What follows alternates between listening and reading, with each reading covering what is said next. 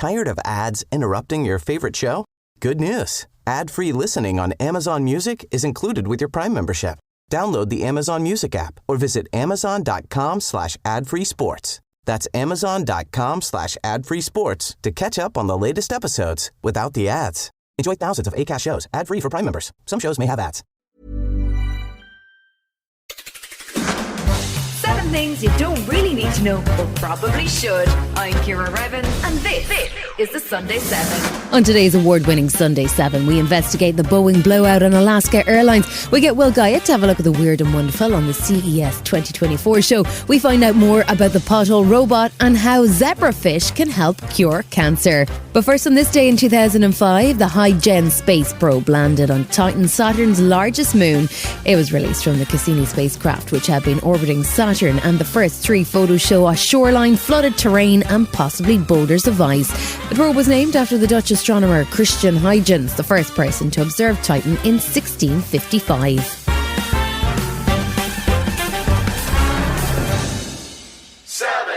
It's been a dramatic year in aviation already, and we're not even halfway through January. First, we had last week's Japan Airlines fire on the runway, which saw almost 400 passengers evacuated safely from the Airbus A350.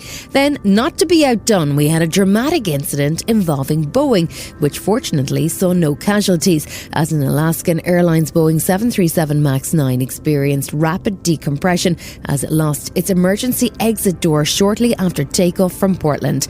Passengers on board described shocking scenes as they feared for their lives. Elizabeth Lee was one of those on board. I was just in shock and I couldn't believe what I was seeing and hearing. I couldn't really think straight because of how loud the wind was. And I remember the pilot trying to talk on the intercom, but no one could hear anything because of how loud the wind was. It was, I just couldn't believe my eyes. I couldn't believe there's a gaping hole and you can see the city and the stars and everything just outside of the window. It was crazy. The plane suffered decompression, but because it had only gotten to about 15,000 feet, the pilots were able to safely land back at Portland with only minor injuries for the 171 passengers and 6 crew.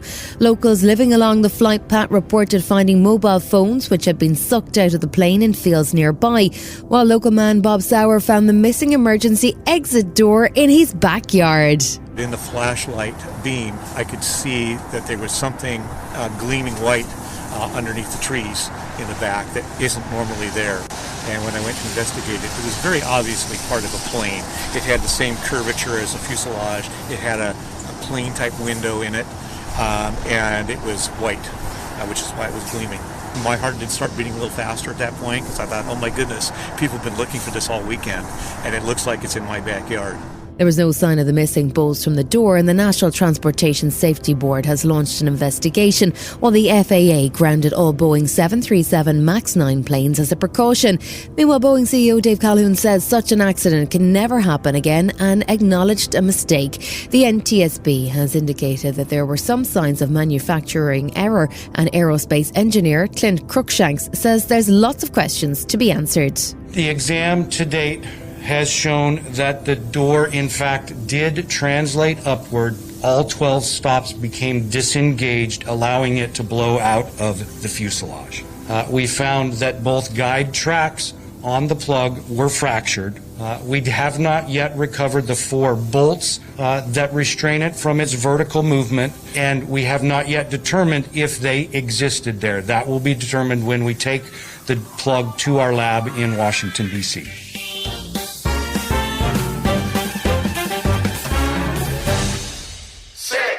This week saw one of the biggest tech events of the year, CES 2024, take place. CES stands for Consumer Electronics Show, but despite its modest title, it's one of the key events of the tech year, and all kinds of people gather in Las Vegas to get up to speed on the latest in tech and gadgets. When it comes to tech and gadgets, there is only one man we're calling, and that's the Smart 7's resident tech guru, Will Guyatt. So, Will, what's the big story from CES 2024? Yeah, I know it doesn't sound like the most exciting event, but for big tech nerds like me, this is Christmas. We get to see all the trends for the year ahead. Around 130,000 people from all around the world attend. There's around 4,000 exhibitors or more from 150 countries, and around a quarter of those are likely to be startups. Outside of the worlds of smartphones and gaming, this is definitely the place to reveal your new idea or kit. It's hard to measure what the biggest story was, but perhaps the two biggest stories, media and press-wise, were the new generation of transparent TVs. They literally look like a sheet of glass, and after years of teasing, the first one from LG goes on sale in weeks. And the other story that generated a ton of coverage was a new electric vehicle from Sony and Honda. The Afeela was driven onto stage with a PlayStation 5 controller. That generated so much interest that Sony Honda Mobility had to confirm in a press statement afterwards that us punters won't be able to use the joypad for that trip to Lidl after all. It was just a stunt to get the car on stage. I'm guessing quite a lot of the innovations involve the word AI. Is that right? In the same way as the smart assistant was the buzzword for several CES events from around 2018, I think we're in a new reality now where almost every item will incorporate artificial intelligence, or at least pretend to. If you want a new fridge, it's got AI in it to record the best before dates. How about a new baby monitor? This one claims it will use AI to translate baby cries, and the company reckons it's 95% accurate. AI is even getting into the world of bird feeding. The Bird Buddy uses AI to identify visitors to your box. This is like a real-life Pokemon Go. What's the coolest thing you saw? The phrase "one man's trash is another man's treasure" is never more appropriate than at CES. I got really excited by a pair of strap-on skis which you can use without snow. Apparently they can propel you at up to 50 miles an hour, but that's my thing. I think that's cool. On the opposite side of that, one of the big parts of technology this year and one of the most exciting breakthroughs is the fact that we're finally making TV screens rollable and foldable. That isn't going to be very exciting for you right now unless you're one of the Beckhams, but in the future that means we're going to be able to put bigger screens into more places in our homes and make them easier to move. One company was showing an 117-inch TV that you could fold up and pack literally almost into a suitcase. Pretty incredible, really. And what's the one thing we definitely don't need? I'm going to give you two. There was a voice-controlled smart bidet seat which had Amazon Alexa and Google Home built in. This means you can spray, dry and, according to my script, UV clean without even having to press a button. Now this is coming in at a cool $2,800 or around £2,200. The other thing I saw was an indoor meat smoker. Why only have barbecues in the summer? This new gadget even practically has the same tech as your 2010 runaround Ford Focus to filter the harmful emissions, but it's small enough to fit in your kitchen and they guarantee it won't smoke your house out, despite running on wood pellets. Who told you the future was going to be run by AI and robots? The barbecues are coming. Still to come on the Sunday 7, a pothole robot hits the road and the world smashes another climate record.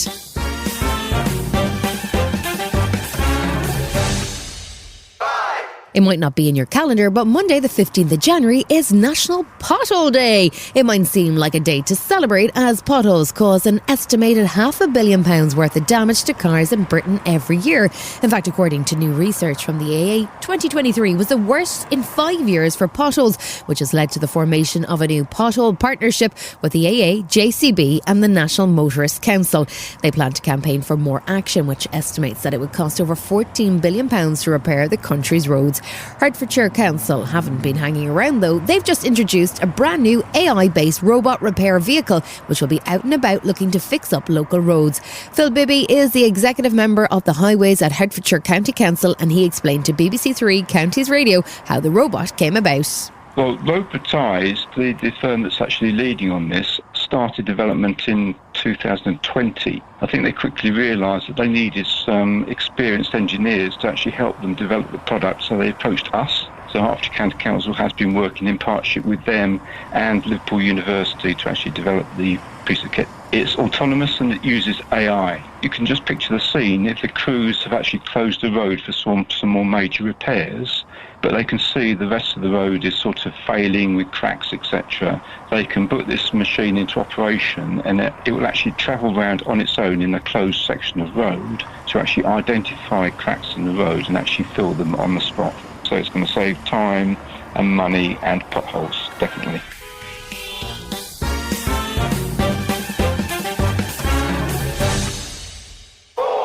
It seems like every week there's a new climate record broken, and rarely in a good way.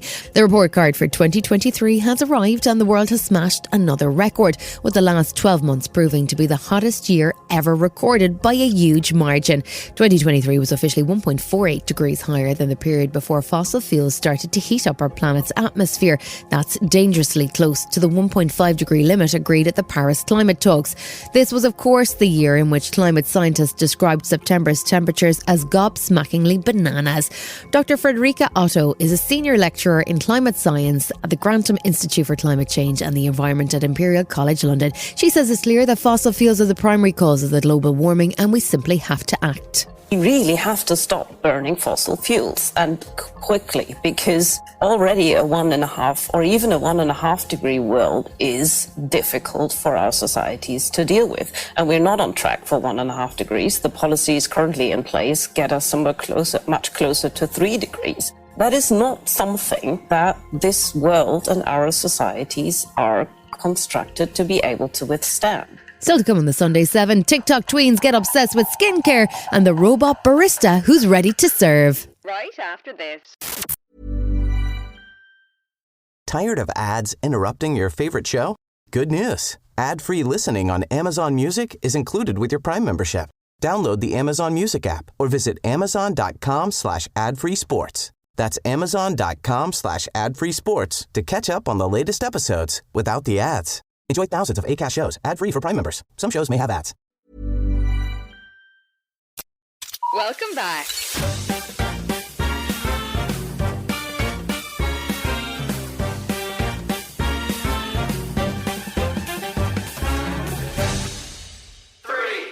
It's quite possible you're not familiar with Generation Alpha. It's no surprise it can be hard to keep up with Gen Z, Gen X and of course Millennials. But Gen Alpha are different. They're classified as those who were born after 2010, making them 13 years old or younger. But they're the latest demographic to be targeted by the beauty industry. Not surprisingly, the trend seems to be driven by social media, and in particular tweens on TikTok. Even though they're arguably too young to have social media accounts or even phones, these mini influencers and their skincare routines are having a significant impact. Sarah Broyd is a partner at Clarkston Consulting who monitor online trends, and she says social media personalities like 10-year-old Northwest are hugely influential. Gen Alpha was literally born with a smartphone in their hand. And so the access to watching influencers on platforms like TikTok and YouTube, where they're seeing these influencers. Skincare sales have been growing, driven in part by this new demand for tweens for expensive creams.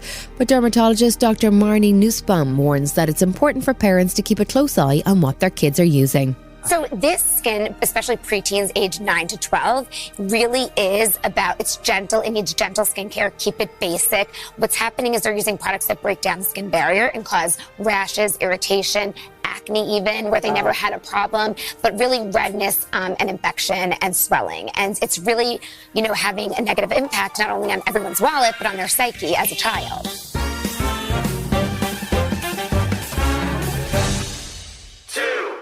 Earlier in today's episode, our tech guru Will Guyatt was busy taking us through the innovations of the Consumer Electronics Show in Las Vegas, but he might have missed one little guy who's been working his metal socks off, slinging coffee and cocktails on the floor. It's Adam, the robot barista. He's capable of making pretty much any drink once he's Googled the recipe, and his flexible arms mean he can carry out all the tasks required. But there's more to him than that. He's also built using AI and facial recognition cameras. Phil Zheng is the CEO of RichTech Robotics, and he says Adam has a whole load of tricks up his sleeves. We have AI cameras in front for both vision as well as depth sensing. So we have several different types of cameras in there. The entire system is powered by the internal power supply that's actually in the body of the robot. And then you have structures, speakers at the top, as well as cameras in a few different places around the system as well. And really, the Adam is designed to be that producing robot that can make and manufacture the food, not just help clean or deliver, but actually be the business itself.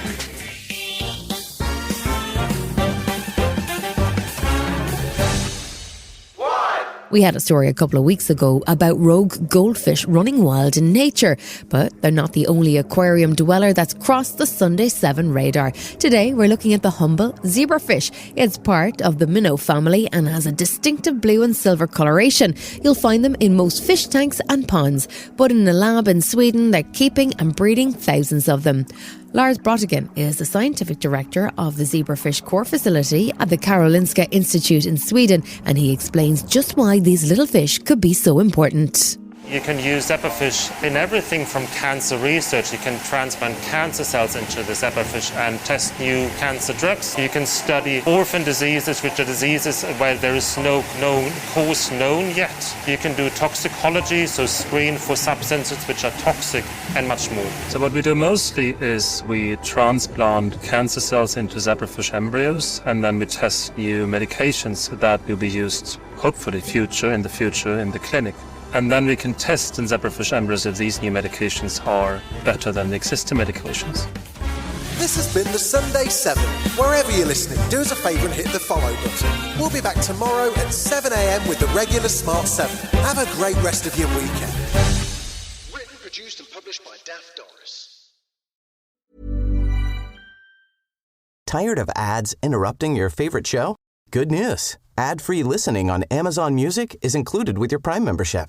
Download the Amazon Music app or visit amazon.com/ad-free sports. That's amazon.com/ad-free sports to catch up on the latest episodes without the ads. Enjoy thousands of Acast shows ad-free for Prime members. Some shows may have ads.